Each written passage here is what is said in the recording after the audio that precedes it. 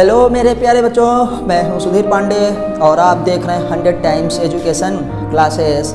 हम लोग जो है पढ़ रहे हैं अपनी क्लास 11th की बायोलॉजी एनसीईआरटी वाली chapter number 1 the living world जीव जगत, जिसमें हम लोग अभी तक उसके 5 लेक्चर देख चुके हैं। आज हम 6वां लेक्चर देखेंगे और 6वें लेक्चर में हम लोग देखेंगे मेटाबॉलिज्म के बारे में, मतलब उपापचय के बारे में। तो चलिए जल्दी से स्टार्ट करते हैं ताकि आप लोगों का टाइम कम लगे और आप अध्ययन ज़्यादा कर सकिए। आप लोगों के लिए एक सूचना है कि हमारी तरफ के जो बच्चे हैं, मतलब यूपी बिहार वाले और मैं स्पेशली प्रयागराज वाला, तो वहाँ पे क्या है, लोग हिंदी को ज़्यादा लाइक करते हैं। हमारी नेटिव लैंग्वेज हिंदी है, तो बच्चों की डिमांड है कि सर पहले हिंदी वाली बुक पढ़ाइए, उसके बाद इंग्लिश वाली बुक पढ़ाइएगा।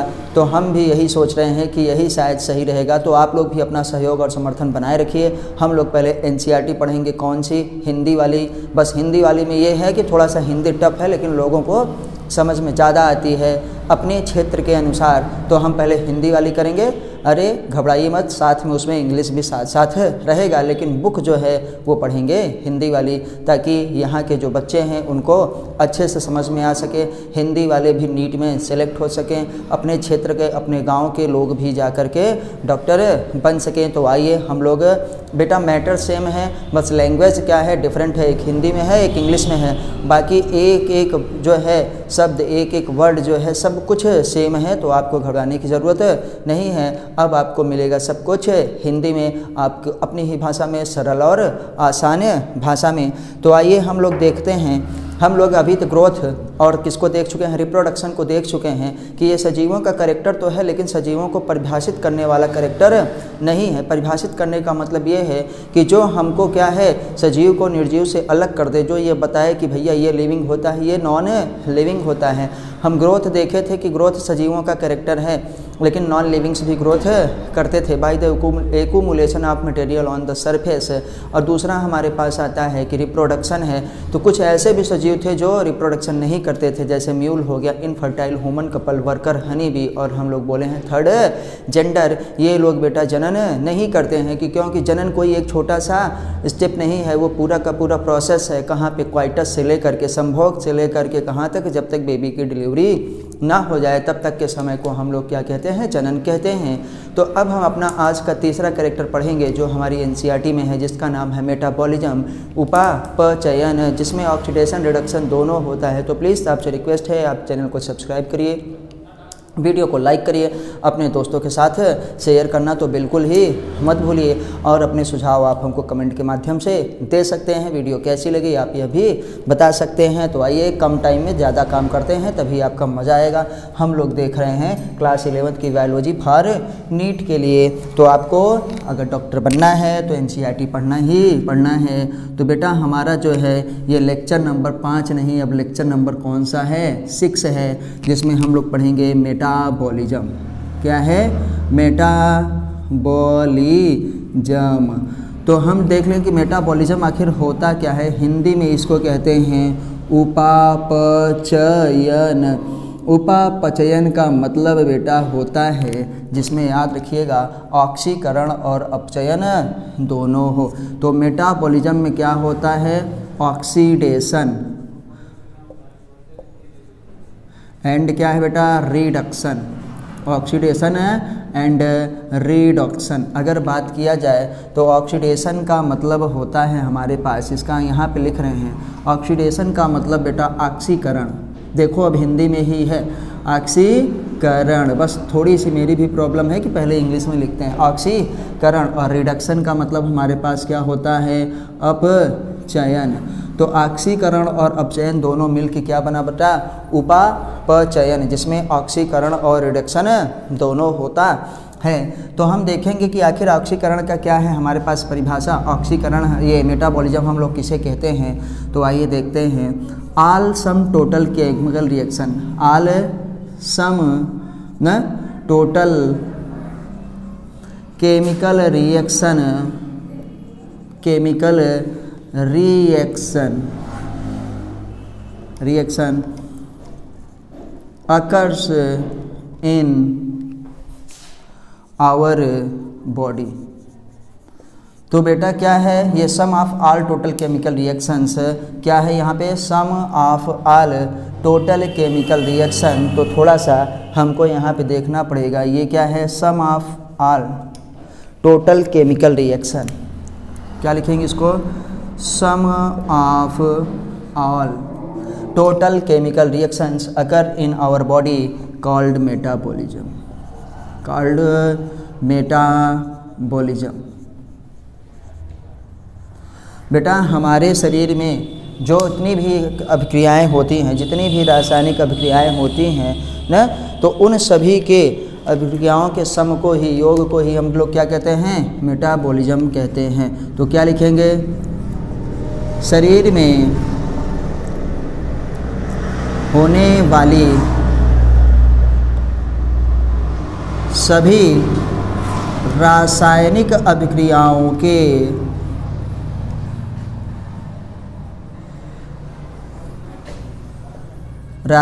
अभिक्रियाओं के योग को उपापचयन कहते हैं। और हम लोग अभी देख चुके बेटा कि उपापचयन में कितनी चीज़ें होती हैं, 2 चीज़ें होती हैं। यहाँ पे देखो, एक ऑक्सीकरण और दूसरा क्या है, अपचयन। एक ऑक्सीकरण और दूसरा क्या है, अपचयन। हमारा पूरी की पूरी बॉडी ही जो है केमिकल से मिल के बनी है। अब हम आपको हिंदी वाली से सुनाते हैं, तो आप भी अपने साथ अपनी एनसीईआरटी लेके बैठिए। बहुत ही ज़रूरी है कि जीवों का एक अन्य दूसरा लक्षण क्या है, उपापचयन है। पेज नंबर है बेटा 4। तो आप प्लीज़ अपनी एनसीईआरटी लेके ज़रूर बैठिए, ताकि उसको सभी से अच्छे से अंडरलाइन करिए कि सभी जीव रसायनों से बने हैं। हम लोगों की पूरी बॉडी, वो चाहे माइक्रो ऑर्गेनिजम्स हो, बैक्टीरिया से लेकर के मोस्ट कॉम्प्लेक्स एनिमल मतलब ह्यूमन तक, सब के सब किससे बने हैं बेटा, केमिकल्स से ही बने हैं। ये रसायन क्या छोटे हो सकते हैं, स्मॉल हो सकते हैं, बिग बड़े हो सकते हैं, विभिन्न वर्ग क्या है, अन्य डिफरेंट टाइप ऑफ क्लास हो सकते हैं, माप उनका साइज अलग हो सकता है, उनका फंक्शन अलग हो सकता है, मतलब क्रिया आदि वाले होते हैं, जो अनवरत क्या है, जय अणुओं में बदलते हैं, जो कि कॉन्टिन्यूअस किसी न किसी में जो है उनमें क्या होता रहता है, रिएक्शन होती रहती है, वो एक दूसरे में बदलते रहते हैं। हमने आपको शुरुआत में बताया था केमिस्ट्री की अपनी क्लास में, हम बोल रहे थे कि आखिर रसायन विज्ञान क्या है। तो विज्ञान की वह शाखा जिसके अंतर्गत हम क्या है, परमाणुओं, अणुओं और उनके बीच होने वाले परिवर्तनों का अध्ययन करते हैं, उनमें जो ट्रांसफॉर्मेशन होता है। तो यहाँ भी कह रहे हैं कि हमारी बॉडी में जितनी भी पूरी की बॉडी बनी है, वो चाहे जिस माइक्रो ऑर्गेनिजम्स की हो, चाहे मोस्ट कॉम्प्लेक्स एनिमल्स की हो, सब की केमिकल्स से बनी है।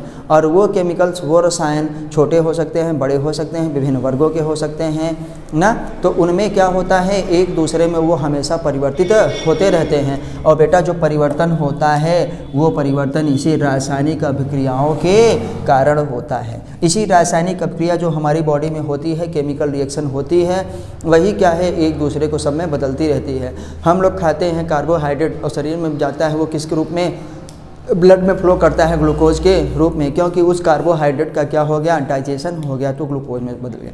हम लोग खाते हैं प्रोटीन, वो कहाँ पे टूटा, अमीनो एसिड में टूटा। हम लोग खाते हैं फैट, मतलब वसा, वो टूटता है फैटी एसिड एंड ग्लिसरॉल में। तो वहाँ पे एक क्या हो गई बेटा, रिएक्शन हुई, वहाँ पे एक अभिक्रिया हुई, और उस अभिक्रिया के द्वारा हमारे एंजाइम्स ने क्या है, उस हमारे खाद्य पदार्थ को तोड़ा, और क्या है, शरीर के अन्य भागों में क्या है, कंबंशन के लिए, दहन के लिए उनको कोशिकाओं में, ऊतकों में भेज दिया। तो सब कुछ बेटा केमिकल का ही बना हुआ है।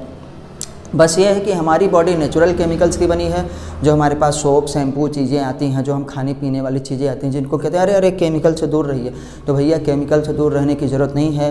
बस अच्छा केमिकल हो, वो नेचुरल हो, क्योंकि पूरी की पूरी बॉडी ही केमिकल्स की बनी है। आप किसी भी रसायन से नहीं बच सकते हैं। इसीलिए मैं हमेशा कहता हूँ कि राम रसायन तुम्हारे पासा, सदा रहो रघुपति के दासा। मतलब हनुमान जी के बारे में ऐसा कहा गया है। तो सब कुछ क्या है, रसायन है, सब कुछ केमिकल ही है ना। इसलिए केमिस्ट्री को सबसे क्या है, पुराना शास्त्र कहा जाता है, रसायन शास्त्र, जो प्राचीन काल से चला आ रहा है। संजीवनी बूटी से लेकर के पूरा तक, सुखेन वैद्य तक, सब कुछ क्या है, आज तक चला आ रहा है। तो आप जान लीजिएगा कि सब कुछ केमिकल ही है, और हमारी बॉडी में एक साथ हजारों केमिकल रिएक्शंस होती रहती हैं। जिस दिन केमिकल रिएक्शन बेटा नहीं होगा, उस दिन हम लोग क्या मर जाएंगे। तो हम क्या कहेंगे कि शरीर में होने वाली सभी अभिक्रियाओं का ना, अभिक्रिया मतलब रासायनिक अभिक्रियाओं का योग ही क्या उपापचयन कहलाता है, मेटाबॉलिज्म कहलाता है। तो आइए आपको और सुनाते हैं। ये परिवर्तन रासायनिक अथवा क्या है उपापचयी क्रियाएं हैं, इन्हीं को हम केमिकल रिएक्शंस और क्या है हम लोग इन्हीं को कहते हैं मेटाबॉलिज्म। तो याद रखिएगा metabolism equal to chemical reaction. क्या है ये जो मेटाबॉलिज्म है हम यहीं पे लिख रहे हैं, मेटाबॉलिज्म जिसे हम कहते हैं वो किसके बराबर होता है, इक्वल टू केमिकल रिएक्शन। आप उसे रासायनिक अभिक्रिया भी कह सकते हैं, क्योंकि हम आप ये रिएक्शन हो गया बेटा रिएक्शन, तो शॉर्ट फॉर्म में लिखें। इसीलिए हम आपको कहे हैं कि जितना भी केमिकल रिएक्शन होता है बॉडी में उन्हीं के योग को मेटाबॉलिज्म उपापचय कहलाता है, उसे हम उपापचय कहते हैं। और ये सजीवों का एक विशिष्ट लक्षण है, क्योंकि सभी सजीव में निर्विवाद रूप से क्या है मेटाबॉलिज्म होता ही है। आइए तो हम फिर देखते हैं सभी जीवों चाहे वह बहुकोशिकीय हो या एक कोशिकीय हो ना, सब में कह रहे हैं यूनिसेलुलर या मल्टीसेलुलर। देखो बेटे इंग्लिश पढ़ेंगे तो हिंदी में ट्रांसलेट करेंगे, हिंदी पढ़ेंगे तो इंग्लिश में ट्रांसलेट करेंगे। तो इसलिए हिंदी पढ़ रहे हैं कि ताकि अपने क्षेत्र के बच्चों को, यूपी बिहार वालों को या जितने भी हिंदी भाषी हैं उनको अच्छे से समझ में आए। में हजारों क्या है उपापचयी क्रियाएँ साथ साथ चलती रहती हैं। हम बोले अभी ना कि चाहे वो यूनिसेलुलर हो चाहे मल्टीसेलुलर, सब में क्या है हजारों रासायनिक अभिक्रियाएं साथ साथ चलती हैं। सभी पौधे, प्राणियों, यहाँ तक कि हमारे पास कवक तथा सूक्ष्म जीवों में उपापचयी क्रियाएं होती हैं। तो मेटाबॉलिज्म किस किस में होता है, उपापचय किस में होता है। बेटा इसको आपने अगर नोट कर लिया हो तो अच्छी बात है, नहीं तो स्क्रीनशॉट ले लीजिए। हम इसको अब हटाते हैं कि और देखते हैं मेटाबॉलिज्म कहाँ पे होता है। तो याद रखिएगा शरीर में होने वाली सभी रासायनिक अभिक्रियाओं के योग को ही उपापचय कहते हैं। मेटाबॉलिज्म किस किस में होता है आपको अभी दिखाते हैं। मेटाबॉलिज्म इक्वल टू क्या है केमिकल रिएक्शन, जो रासायनिक अभिक्रिया होती है उसी को हम लोग मेटाबॉलिज्म कहते हैं। तो मेटाबॉलिज्म किस में होगा, सब में होगा। यूनिसेलुलर हो तब भी होगा ना, और अगर कहें हम एंड मल्टी सेलुलर हो, बहुकोशिकीय हो तब भी होगा। एक कोशिकीय या बहुकोशिकीय सब में क्या होता है मेटाबॉलिज्म होता है। तो हम कह रहे हैं कि सूक्ष्म जीव हमारे पास क्या है, सबसे सूक्ष्म जीव क्या है इस समय, बैक्टीरिया। बेटा वायरस नहीं कहेंगे क्योंकि वो लिविंग नहीं है। बैक्टीरिया के बाद हम कहें कि अगर फंजाई है उसमें भी होता है। फंजाई के बाद हम बात करें प्लांट्स की, उसमें भी मेटाबॉलिज्म होता है। प्लांट्स की बात करें एनिमल्स की ना, तो उसमें भी होता है। अब एनिमल्स में बेटा सारे एनिमल्स आ गए, ये मत सोचना कि हम लोग छोड़ दिए पोरीफेरा, सिलेंट्रेटा, टीनोफोरा सब, और उसके साथ साथ एक अगर अलग से लिखना चाहें तो पहले वो एनिमल्स में ही पढ़ाया जाता था, लेकिन अब क्या है प्रोटिस्टा में है। तो सारे के सारे किंगडम, ये किसका है हमारे पास, मोनेरा का। मोनेरा में भी सब कुछ सब है। ये फंजाई किसका है, खुद फंजाई एक किंगडम है। फंजाई एक किंगडम है। ये प्लांट किस में आता है, प्लांटी में आता है। और एनिमल्स किस में आता है, एनिमेलिया में आता है। तो एक हमारे पास पांचवा छूट गया। पांचवा हमारे पास क्या है, किंगडम प्रोटिस्टा। क्या है, प्रोटिस्टा। प्रोटिस्टा में क्या पाया जाएगा, जिसमें प्रोटोजोआ वाले मेंबर्स पाए जाएंगे। यहाँ पे देखो कौन से हैं, प्रोटोजोआ। प्रोटोजोआ में वही अमीबा, एंटमीबा, यूग्लिना ना, पैरामीशियम, ये सब हमारे पास। इन सब में भी चाहे जितना छोटा माइक्रो ऑर्गेनिजम्स हो, सब में क्या होगा बेटा, सब में होगा उपापचय। तो इसलिए याद रखिएगा वो चाहे एक कोशिकीय हो चाहे बहुकोशिकीय हो, सब में क्या होता है मेटाबॉलिज्म होता ही होता है। बैक्टीरिया में, फंजाई में, प्लांटी में, एनिमेलिया में, सब में होता है। और प्रोटोजोवंस मतलब प्रोटिस्टा में भी हमारे पास उपापचय होता रहता है। तो याद रखिएगा हमारे शरीर में होने वाली सभी रासायनिक क्रियाएं, याद रखिए, इसी को अंडरलाइन कर लीजिए बेटा जिनके पास बुक हो। हमारे शरीर में होने वाली सभी रासायनिक क्रियाएं उपापचयी क्रियाएं होती हैं, जिनको हम क्या कहते हैं, मेटाबॉलिज्म कहते हैं। किसी भी निर्जीव में उपापचयी क्रियाएं नहीं होती हैं, याद रखिएगा। इसको हम हटाते हैं। आप ऊपर देख चुके होंगे कि उपापचय का मतलब जिसमें ऑक्सीडेशन रिडक्शन दोनों हो। तो जहाँ ऑक्सीडेशन होता है वहाँ रिडक्शन जरूर होता है। तो इसको भी हटाते हैं, आप स्क्रीनशॉट ले लीजिएगा। आइए, थोड़ा चाहते हैं कि टाइम कम लगे और आपका काम ज़्यादा हो। तो हम लोग देख चुके हैं कि बेटा कोई भी निर्जीव या किसी भी निर्जीव में हमारे पास मेटाबॉलिज्म नहीं होता है। तो आइए देखते हैं, no non living object exhibit metabolism. तो क्या लिखेंगे, no non living organism exhibit metabolism. Exhibit मतलब उसमें नहीं होता, क्या है, मेटाबॉलिज्म। अभी बेटा इसकी हिंदी भी लिखेंगे तो परेशान मत होइए। तो हम क्या लिखेंगे, किसी भी निर्जीव में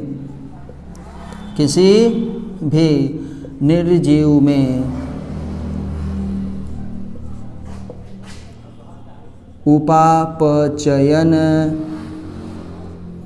नहीं होता है। तो ये बेटा किसका कैरेक्टर है, सजीवों का कैरेक्टर है। तो ये डिफाइनिंग फीचर, ये तो क्या हो गया, ये डिफाइनिंग फीचर हुआ बेटा। क्या है, डिफाइनिंग फीचर ऑफ लिविंग्स। ये सजीवों का क्या है, डिफाइनिंग फीचर है। डिफाइनिंग प्रॉपर्टी नहीं बेटा, परिभाषित करने वाला लक्षण नहीं है, डिफाइनिंग फीचर है। तो याद रखिएगा, इसमें इस तरीके के क्वेश्चन आते हैं तो आपको ये पता होगा। हम अब किताब से आपको पढ़ रहे हैं तो आपको पता चल जाएगा कि हमारे पास किसी भी निर्जीव में उपापचयी क्रियाएं नहीं होती। शरीर के बाहर कोशिका मुक्त तंत्र में उपापचयी क्रियाएं प्रदर्शित हो सकती हैं। जीव के शरीर से बाहर परखनली में की गई उपापचयी क्रियाएं न तो जैव है और न ही निर्जीव है। तो मतलब जो हमारे पास रिएक्शन होती है वो तो सजीव है, लेकिन जहाँ पे हो रही है वो बेटा निर्जीव है। तो हम क्या कहेंगे, इन विट्रो फर्टिलाइजेशन। तो हम इसीलिए कहते हैं कि in vitro fertilisation metabolic reaction क्या है, आउटसाइड द बॉडी। चलिए, तो एक हम लिखेंगे, शरीर के बाहर उपापचयी क्रियाएं हो सकती हैं। अब बेटा कहाँ पे, इन विट्रो। क्या लिखेंगे, इन विट्रो। इन विट्रो का मतलब शरीर के बाहर। इन विट्रो जिसको हम क्या कहते हैं बेटा, commonly called as test tube baby. क्या कहते हैं, टेस्ट ट्यूब बेबी, जिसको और कॉमन भाषा में क्या कहा जाता है, IVF, इन विट्रो फर्टिलाइजेशन। बेटा जब IVF करवाते हैं तो एक परख नली होती है। परख नली का आप जानते हैं, टेस्ट ट्यूब को ही परख नली कहते हैं कि कांच का हमारे पास परख नली होता है। उसमें जो है मेल के स्पर्म का जो है फ्यूजन फीमेल के ओवम से करवाया जाता है। तो कुछ समय के लिए जब वो फर्टिलाइजेशन होता है तो जाइगोट बनता है। जाइगोट मतलब युग्मनज। तो अभी दिखाते हैं हम आपको कि मान लीजिए एक फीमेल का ओवम है और यहाँ पे एक जो है मेल का स्पर्म आया। क्या है बेटा, मेल का स्पर्म आया। इन दोनों का फर्टिलाइजेशन हुआ। जैसे ही इनका फर्टिलाइजेशन हो गया तो हम यहाँ पे दिखा रहे हैं, ये दोनों मिलकर के एक क्या बना लिए, जाइगोट बना लिए। जाइगोट का मतलब बेटा युग्मनज। जाइगोट हिंदी में इसे कहते हैं युग, आधा ग रहेगा, युग्मनज। इस युग्मनज में अभी क्या होगा, ये दोनों मिल करके एक जो है कोशिका बना लिए। उस एक सिंगल कोशिका का नाम है युग्मनज, जाइगोट। अब उसमें बेटा डिवीजन होगा। ये क्या होगा, अभी एक कोशिका थी, फिर ये क्या है, 2 कोशिका में बदली, फिर ये आगे जाके हम पीछे भी आपको दिखाएं 4 में बदली। तो ये ऐसे कितने की होगी, 8 से 16 सेल स्टेज तक जब होगी, 8 से 16, तो इसको हम क्या कहते हैं, मोरूला। क्या कहते हैं बेटा, मोरूला। और ये मोरूला क्या करता है, ये यहाँ तक सब कुछ सारी क्रियाएं कहाँ हो रही है, टेस्ट ट्यूब बेबी में। कहाँ पे हो रही है, ये सारी टेस्ट ट्यूब में हो रहा है, टेस्ट ट्यूब में, परख नली में ये सारा काम हो रहा है। तो इसीलिए हम लोग इसको टेस्ट ट्यूब बेबी कहते हैं। तो बेटा वो जो कांच की हमारे पास टेस्ट ट्यूब है, परख नली है, वो क्या है, नॉन लिविंग है। भैया कांच की जो हमारे पास परख नली है, जैसे आप लोग घड़ी वाले प्रचार में देखे होंगे, पहले इस्तेमाल करें फिर विश्वास करें, तो वो परख नली है। लेकिन जो केमिकल रिएक्शन हो रही है वो जीवित रिएक्शन है, वो निश्चित ही सजीव वाली केमिकल रिएक्शन है। लेकिन जहाँ पे हो रही है वो कौन सी है, जगह निर्जीव वाली है। तो ये बॉडी के बाहर भी हो सकती है। इन विट्रो क्या है, फर्टिलाइजेशन IVF में, टेस्ट ट्यूब बेबी में कुछ कंडीशंस के साथ, तो इसको हम मानते हैं कि भैया न लिविंग है ये न नॉन लिविंग है। लेकिन हाँ, किसी निर्जीव में ऐसा नहीं हो सकता, लेकिन जो हमारे पास कांच है वो भी तो सजीव नहीं है, तो इसलिए ये भी डिफाइनिंग प्रॉपर्टी नहीं है। लेकिन metabolism is the defining feature of क्या है, ऑल लिविंग्स। तो ये हमारे पास एक फीचर है उसका, एक उसका गुण है, लेकिन उसके परिभाषित करने वाला लक्षण नहीं है। तो आइए देखते हैं कि शरीर के बाहर कोशिका मुक्त क्या है तंत्र में उपापचयी क्रियाएं प्रदर्शित हो सकती हैं, जहाँ पे कोशिका ही ना रहे। इसका मतलब है कि हमारे पास टेस्ट ट्यूब बेबी परख नली, जीव के शरीर से बाहर परख नली में की गई उपापचयी क्रियाएं, याद रखिएगा, जीव के बाहर न परख नली में की गई उपापचय क्रियाएं न तो जैव हैं न ही निर्जीव हैं। अतः उपापचय क्रियाएं निर्विवाद क्या है, जीवों के विशिष्ट गुण के रूप में परिभाषित हैं।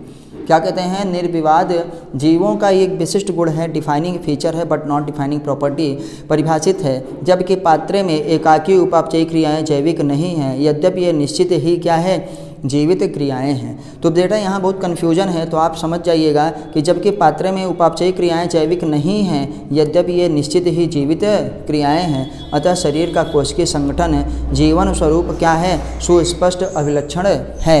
तो अब हम लोग इसी को आते हैं, देखते हैं थोड़ा सा और आगे। आप याद रखिएगा कि ये टेस्ट ट्यूब बेबी है, तो हम क्या कहेंगे, शरीर के बाहर उपापचयी क्रियाएं हो सकती हैं। नेक्स्ट पॉइंट में लिखेंगे, शरीर के बाहर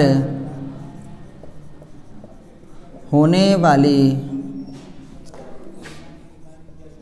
उपापचयी क्रियाएं जैविक नहीं होती। जैविक मतलब सजीव, जैविक नहीं मानी जाती हैं, नहीं मानी जाती हैं, परंतु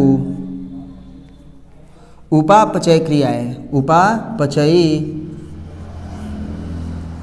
क्रिया सजीव होती है। क्या होती है बेटा, लिविंग्स वाली है, क्या है, सजीव होती है। एक पॉइंट और लिखना है, हम क्या कहते हैं कि अतः कोशिकीय संगठन, सेलुलर ऑर्गेनाइजेशन, कोशिकीय, यही चीज़ जो हम ऊपर लिखेंगे ये वाला, अतः कोशिकीय संगठन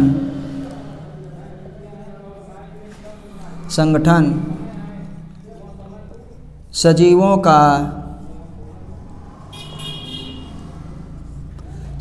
का विशेष क्या है, लक्षण है, विशिष्ट लक्षण है, परिभाषित करने वाला नहीं है। क्या है, एक स्पेशल कंडीशन हो गई कि कोशिकीय संगठन हमारे पास जीवन स्वरूप का सुस्पष्ट क्या है, अभिलक्षण है, लेकिन ये डिफाइनिंग प्रॉपर्टी ये भी नहीं है, ये भी परिभाषित करने वाला लक्षण नहीं है।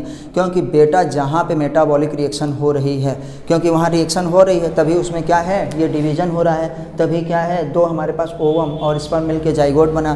तो सारी रिएक्शन तो ओरिजिनल है, सारी रिएक्शन लिविंग है, लेकिन जहाँ पे हो रही है वो नॉन लिविंग होता है, इसलिए उसको न हम लिविंग कह सकते हैं न नॉन लिविंग कह सकते हैं। जबकि जो अभिक्रिया हो रही है वो पक्का लिविंग है। इसलिए सेलुलर ऑर्गेनाइजेशन जो कोशिका संगठन है, अगर कोशिका के अंदर हो रही है, इन वीवो हो रही है, तो उसको लिविंग मानते हैं। कोशिका के बाहर यही काम होगा तो उसको नॉन लिविंग मानेंगे, भले वो रिएक्शन क्या हो, ओरिजिनल हो, लेकिन जहाँ पे हो रही है वो नॉन लिविंग है। इसलिए इसको हम सेलुलर ऑर्गेनाइजेशन, इस क्या है, डिफाइनिंग फीचर बोले हैं। डिफाइनिंग फीचर अभिलाक्षणिक लक्षण है, लेकिन परिभाषित करने वाला लक्षण नहीं है। तो ऐसे हम लोग ग्रोथ को भी बोले थे कि हाँ सजीव का एक लक्षण है, हम लोग जनन को भी बोले थे कि एक लक्षण है सजीवों का, हम लोग मेटाबॉलिज्म को भी बोल रहे हैं कि सजीवों का लक्षण है, लेकिन परिभाषित करने वाला लक्षण नहीं है। क्योंकि सजीवों के साथ साथ ये बॉडी के बाहर भी होता है, और बॉडी के बाहर कहाँ पे बेटा, सेल फ्री सिस्टम, मतलब कोशिका मुक्त, कहाँ पे, टेस्ट ट्यूब,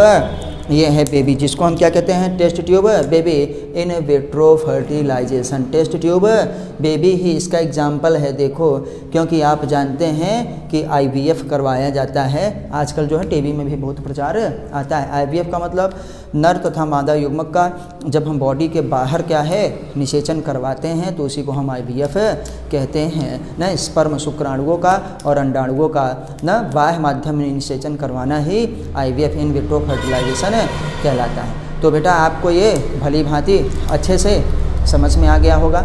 आप हमको बताइए कि आपको ये कैसा लगा ना। वीडियो पे कमेंट करिए, अपने सुझाव आप हमको ज़रूर दीजिए। मैं हूँ सुधीर पांडे, आप देख रहे हैं 100 टाइम्स एजुकेशन क्लासेस। चाहते हैं कम टाइम में आपका ज़्यादा से ज़्यादा काम हो और आप NCERT ज़रूर पढ़िए। तो एक बार हम लोग फिर से रिवाइज़ कर लेते हैं कि क्या होता है उपापचय। जिनको ये करना होगा अंडरलाइन कर लेंगे ना। किताब ज़रूर पढ़िए, स्क्रीनशॉट ले लीजिए। तो क्या होता है बेटा मेटाबॉलिज्म, कि हमारे शरीर में होने वाली सभी रासायनिक अभिक्रियाओं के योग को ही उपापचय कहते हैं। उपापचय में मुख्य 2 चीज़ें होती हैं, एक होता है ऑक्सीकरण और दूसरा होता है अपचयन। अभी मैंने पीछे लिखा था, आप देख सकते हैं वीडियो में। तो ऑक्सीकरण का मतलब होता है ऑक्सीजन का जुड़ना या हाइड्रोजन का निकलना, तमाम चीज़ें ना जिसमें चीज़ें दहन होगा। अपचयन भी क्रिया आप लोग ऑक्सीडेशन रिडक्शन में केमिकल वाले में देखेंगे, केमिस्ट्री में क्लास 11th की चैप्टर नंबर जो है 2nd बुक का पहला चैप्टर केमिस्ट्री में। तो उसमें हम लोग देखते हैं कि जो भी रिएक्शंस होती है सब कुछ मेटाबॉलिज्म है। और मेटाबॉलिज्म में हमारे पास देखिए डिफाइनिंग फीचर है, शरीर के बाहर भी उपापचयी क्रियाएँ होती हैं। तो हमारी पूरी की पूरी बॉडी बेटा केमिकल्स की ही बनी है। वो केमिकल छोटे हो सकते हैं, बड़े हो सकते हैं, अलग अलग वर्गों के हो सकते हैं ना। और इनमें क्या होता है एक दूसरे में निरंतर हमेशा बदलते रहते हैं, क्योंकि ना बदलेंगे तो फिर रिएक्शन नहीं होगी, रिएक्शन नहीं होगी तो हम लोग जीवित नहीं रहेंगे। तो हमारी बॉडी में ये कंटिन्यूअस रिएक्शन होती है। 1000 type of chemical reaction occur in body simultaneously, मतलब एक साथ ही हमारी बॉडी में हज़ारों केमिकल रिएक्शन होती रहती हैं। और उन्हीं केमिकल रिएक्शंस के सम का मतलब टोटल योग को ही हम लोग उपापचय कहते हैं। तो याद रखिएगा, हमारे पास उपापचय शरीर के बाहर भी होता है तो हम कहेंगे कौन सा metabolic reaction, test tube fertilisation. इसलिए ये डिफाइनिंग फीचर है, नॉट डिफाइनिंग प्रॉपर्टी। तो आप जो है NCERT जरूर पढ़िए, हिंदी इंग्लिश दोनों पढ़िए। तो फिर मिलते हैं अगली वीडियो पे, तब तक नमस्ते, जय हिंद, जय भारत। और प्लीज़ चैनल को सब्सक्राइब जरूर करिए। वीडियो आपको अच्छी लगती हो तो अपने दोस्तों के साथ उसको शेयर भी ज़रूर करिए। फिर मिलते हैं नेक्स्ट कैरेक्टर के साथ जिसका नाम है कॉन्शियसनेस। जय हिंद, जय भारत।